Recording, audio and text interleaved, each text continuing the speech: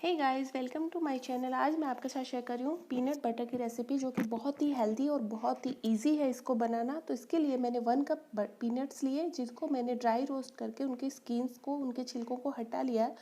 उसके साथ ही मैं अब इसमें ऐड करने जा रही हूँ 2 टेबलस्पून वेजिटेबल ऑयल, जो हम घर में कुकिंग ऑयल यूज़ करते हैं वो वाला।